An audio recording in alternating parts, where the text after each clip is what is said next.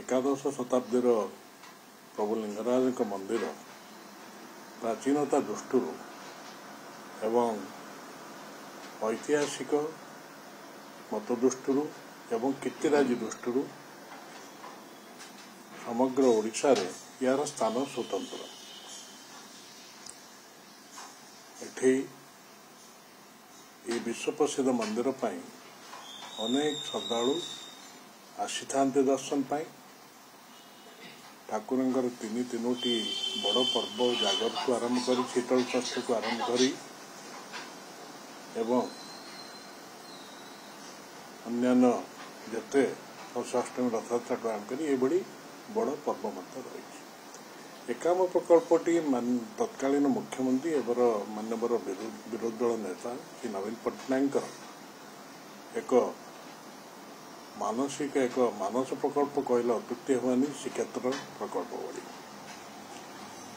जेहेतु ये मंदिर मालिनी सहर से पूर्वतन मुख्यमंत्री श्रीयुत पट्टनायक यार पारिपार्श्विक उन्नति उपरे एवं श्रद्धालु मानकर दर्शन जपरी सुगम्य हुए सुलभ हुए से सदा गुरुत्व दे।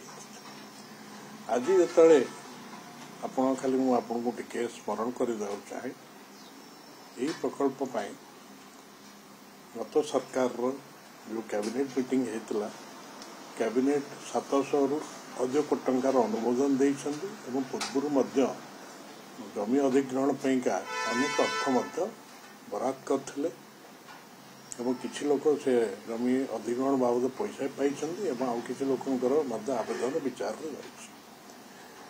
2 मास तले जो ये सरकार आसिले जून 27 तारिख रे जी एबे उक्ति रखिछन्ति आपनक चैनल रे जे आपनक कहवा अनुसार एवं तांको जो कहिछन्ति केते परसेंट कहिछन्ति 5%। जून 27 तारिख रे सी निजे अन्यान्य ऑफिसर माने एवं तांको दलर जने वरिष्ठ नेता जी की राज्यर विजु जनता भारतीय जनता पार्टी पूर्वतन सभापति थिले सदैव समीर महांती से अंचल बुली देखी प्रकल्प अंचल सबु विभाग पदाधिकारी सहित से उक्ति थिला आपण से जून 27 तारिख ऑडियो आपण देखिए जहाँ बाइट आपण चैनल को भी देइछन्ति से कहते मात्र 40% काम होइछि।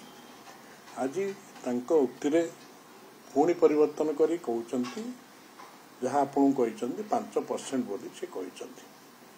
मु तो एठी कहबी अंकरे बा गणित रे दुर्बल हेले केमिति हबो बा स्मरण शक्ति रे दुर्बल हेले ताहा केमिति आम साधारण क्षेत्र थिया लोक मानकु किभଳି सुहाइबो। साधारण क्षेत्र जो मान लोक थांती माने सदाळे मंतव्य रे सतर्कता अवलंबन करा।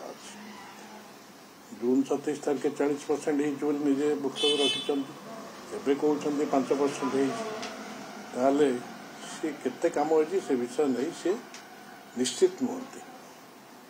द्वितीय कथा है जदि प्रकल्प रे विलंब होइछि ताहले मु आपण मानकु टिके स्मरण करिया जाय पारे ई कोविड समयर कथा जतल समस्त कार्यकलाप बंद हो गला सेतिक नुहे तत्कालीन सांसद बा एबर भी भुवनेश्वर सांसद सेतबले नासा मनुमेंट अथॉरिटी द्वाही दे बा अथॉरिटी एक्ट द्वाही दे से काम को केंद्र सरकार निकट में ताकू प्रतिवाद कर काम को प्रकल्प काम को अटके रखिले उभय काम प्रकल्प और श्रीक्षेत्र प्रकल्प परिक्रम परवर्ती काले सुप्रीमकोर्ट हस्तक्षेप फल कार्य उभय प्रकल्प कार्य आरंभ है जहाँ आप जानते ये प्रकल्प संपर्क तेणु पूर्व सरकार नवीन पट्टनायक सरकार ये प्रकल्प उभय प्रकल्प कार्यकारी करने नहीं सदा बेले से सचेतन थिले एवं तांकर प्रतिबद्धता थिला एवं श्रद्धालु मान तांकर अंगीकार बद्धता थिला। बाकी ये प्रतिशत अंकर भूल कर सी जानी मुझे विषय कौन बा कहबी। द्वितीय कथा आसवा जो लिंगराज आईन विषय लिंगराज आईन टी ଯେପରି ପୁରୀ ଶ୍ରୀ ଜଗନ୍ନାଥ ମନ୍ଦିର ପାଇଁ ଆମର ଆରାଧ୍ୟ ଦେବତା ତାଙ୍କ ମନ୍ଦିର ପାଇଁ ଯେମିତି ସ୍ୱତନ୍ତ୍ର ଆଇନ ରହିଛି 1954 ଆକ୍ଟରେ ସେଇଭଳି ଲିଙ୍ଗରାଜ ମନ୍ଦିର ପାଇଁ ଗୋଟେ ସ୍ୱତନ୍ତ୍ର ଆଇନ ପ୍ରଣୟନ କରିବା ପାଇଁ ବହୁତ ଦିନରୁ ଇଏ ବିଷୟ ଚିନ୍ତା କରି ଆସୁଥିଲା। ସେ ସମ୍ପର୍କରେ 2014 ମଧ୍ୟ ତତ୍କାଳୀନ ଆଇନ ମନ୍ତ୍ରୀ ଡକ୍ଟର ଅରୁଣ ସାହୁଙ୍କ ଅଧ୍ୟକ୍ଷତା ମଧ୍ୟ କମିଟି ହେଇଥିଲା, ବୈଠକ ହେଇଥିଲା ଏବଂ ତାକୁ ରୂପରେଖା ଦେବା ପାଇଁ ମଧ୍ୟ ଉଦ୍ୟମ ହେଇଥିଲା। ପରବର୍ତ୍ତୀ କାଳରେ 2019 ଯେଉଁ ସରକାର ନବୀନ ପଟ୍ଟନାୟକ ସରକାର 19 ଆସିବା ପରେ ସେଥିପାଇଁ ଆଇନ ମନ୍ତ୍ରୀଙ୍କ ଅଧ୍ୟକ୍ଷତାରେ ଏକ ସ୍ୱତନ୍ତ୍ର ବୈଠକ ହେବା ସହିତ ଗୋଟେ ସ୍ୱତନ୍ତ୍ର କମିଟି ହେଇଥିଲା।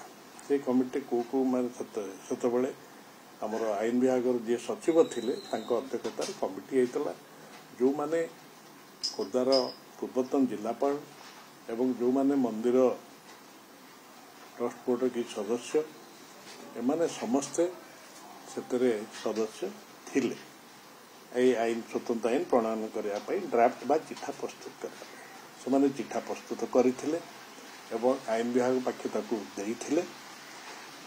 ରାଜ୍ୟ ବିଧାନସଭାରେ ଇଏ ସର୍ବସମ୍ମତ ଭାବେ ଗୋଟିଏ ବିଲ୍ ଆସିଥିଲା ଏବଂ ପରବର୍ତ୍ତୀ କାଳରେ ରାଜ୍ୟ ବିଧାନସଭାରେ ଗୋଟିଏ ଅଧ୍ୟାଦେଶ ମଧ୍ୟ ଆସିଥିଲା। ତାହା ସର୍ବସମ୍ମତ ଭାବରେ ବିଜେପି ସଦସ୍ୟ ଯେଉଁମାନେ ବି ଥିଲେ ସେତେବେଳେ ସରକାରୀ ଦଳର ସଦସ୍ୟଙ୍କ ସମେତ ସମସ୍ତେ ସର୍ବସମ୍ମତ ଭାବେ ତାକୁ ଅନୁମୋଦନ କରିଥିଲେ ଏବଂ ତାହା କେନ୍ଦ୍ର ସରକାରଙ୍କ ଅନୁମୋଦନ କରିବା ପାଇଁ ପଠାଯାଇଥିଲା।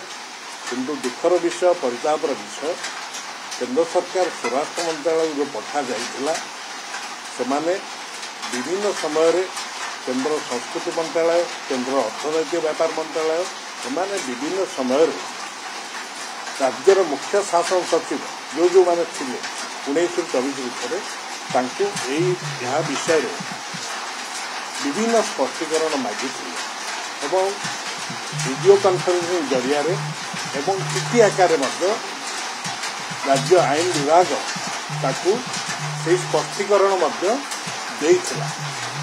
ସ୍ପଷ୍ଟୀକରଣ ସବୁ ପାଖାପାଖି 5-7 ଥର ସ୍ପଷ୍ଟୀକରଣ ମଗାଇଥିଲା।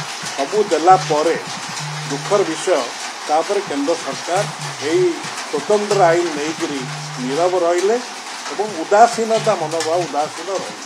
ତେଣୁ ଏବେ ଯିଏ ସ୍ଥାନୀୟ ଯିଏ ଅଭିଯୋଗ କରୁଛନ୍ତି, ଯିଏ ଆପଣଙ୍କ ଚ୍ୟାନେଲରେ କହିଛନ୍ତି